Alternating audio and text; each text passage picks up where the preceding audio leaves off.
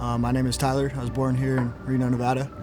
Always taught to do the next right thing, go to church, do what's right. But I've always been rebellious. Like, I want to do things Ty's way, you know? It all started out as harmless fun, and then I get to come to church for community service, not the actual service. Graduating high school, I picked the wrong group of friends, and it's all started as drinking, and then it graduated to pain pills, and then to heroin. To fast forward a little bit, I was 23 years old, still drinking, still using, making a name for myself as like a tough guy, fighting every day. Fighting leads to charges. I got 5 charges, and I ended up deciding going on the run was a little bit better of a decision than going to court and being a man. I took off, I went to Wyoming for 5 years.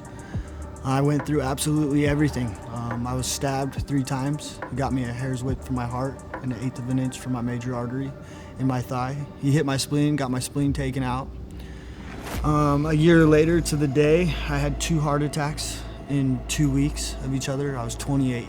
And when you're all alone, who are you gonna call out to? It's like pulling them out of my back pocket. Hey God, show me you're real. A couple days go by, I'm out of ICU, using again, and I get this random friend request. Looking through the pictures, I have no idea who it is. Then I started looking into it, and I was like, oh my gosh, this is my aunt. I haven't seen her or talked to her in 15 years. And she just loved me, and then shared with me about God's love. Until one night I just had enough. Completely dark, broken, and I called her up and I said, I'd rather go to prison than go through one more day of this. No questions asked. My Uncle Dave rented a truck, drove straight to Wyoming and picked me and my dog up. And as we were coming back, it was like that hidden, there's something that we don't know. And he waited until Fernley to tell me, we're not gonna just be able to go into this program because you have charges. And I said, quit messing around, take me to PAR. I turned myself in. I spent probably a month in Yerington, and then I got to go to the gospel mission. And that's where they teach Jesus. Jesus, 24 hours a day, 7 days a week. The impact that had in my life was like, okay, this whole time I've had this void in my heart, and I've been filling it with drugs, women, broken promises, money, whatever. Learning in that program that void in your heart was meant to be filled with Jesus. Then I started doing some church hopping, trying to figure out where's home. God's always bringing me back to Summit for some reason. I meet this girl, I bring her to Summit, and she likes it.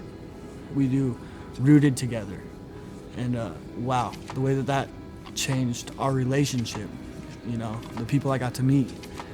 Rooted came to an end. I proposed to my wife, Grace, and I was able to baptize her after Rooted, which was absolutely amazing. After Rooted, we were called to have a servant's heart, and the servant's heart was, okay, what's your spiritual gift? Mine's prayer. Join the prayer team, and to step outside of myself and to be a part of somebody else's journey, is great.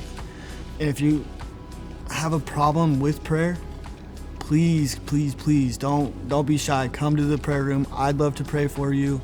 If not, the staff is great. They would love to pray for you.